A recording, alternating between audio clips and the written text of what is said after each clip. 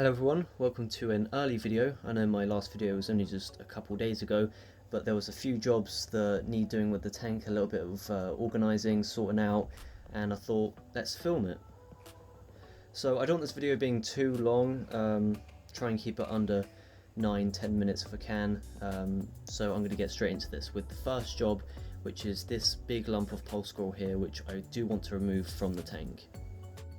Alright, so pulse coral is very difficult to physically remove from the tank, so I'm just going to have to cover it over with some of this stuff. Coralcrete is kind of like aquarium putty, so you just get like, well, however much you need, which shouldn't be too much, a bit more than that, about that much, kind of, yeah, that should be enough to cover it up. But we're gonna shoot in the polyps in first, and that'll make it a lot smaller, so we won't have to use as much of this stuff. So what I do is I mix this stuff in for about 2 or 3 minutes. Well, until it changes colour. It should go to like a grey, a really light grey colour. Alright, so this should just about do it. It seems, so you can see it's not like a dark grey, it's kind of changed to a light grey. And to be honest, I think I've used a little bit too much, but it's always to go too much than too less. So let's get this stuff in the tank. Alright, so we're putting it in the tank now. If we try and shoot the polyps in first, they kind of seem to be attached to these orange zoas here. What if we use this to just get all the polyps in as much as we can, and then we're just going to cover it over with this stuff. Really important we cover all of it.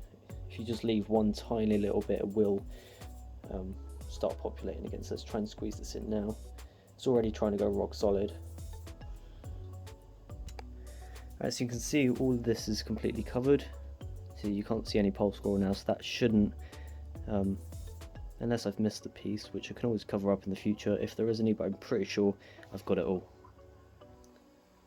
Alright, so it seems like we've got the first job done, and it's time to move on to the second part.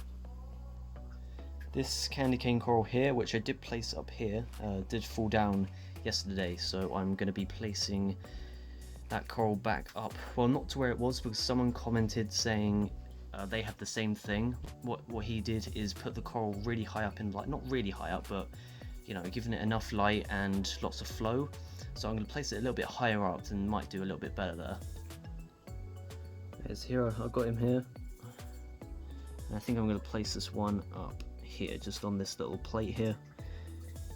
Make sure it's not touching the corals, I don't want them stinging each other. I'm not too sure if it's going to move, but this Postlepora did fall down a little bit, and I just kind of want him a little bit more up, if that makes sense. Not like that, not like that, just a little bit over this side a little bit, so he's got a little bit more room to grow. I don't want him colliding to the red digi, which is over here, because this is a very aggressive coral here, and it will kill pretty much anything it touches. Right, so there's a little bit more over to the left now, give him a little bit more room to grow.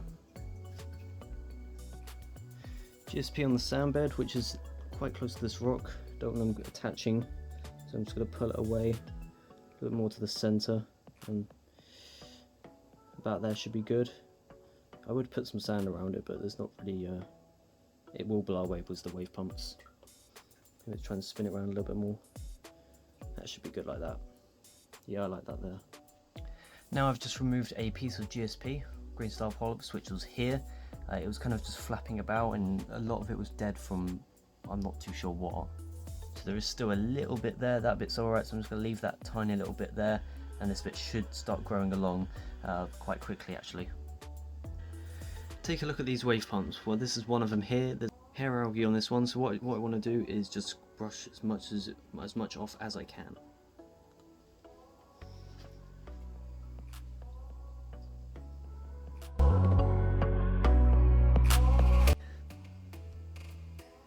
Now it's time to do the other one.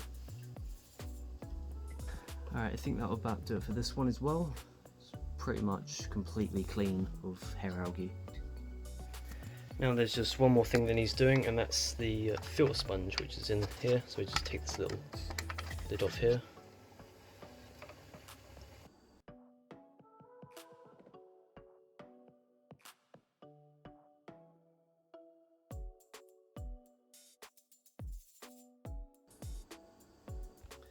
And yes, I do use tap water, but this sponge, which I just washed this out, and I have two, so I put this one in, which is like really dry.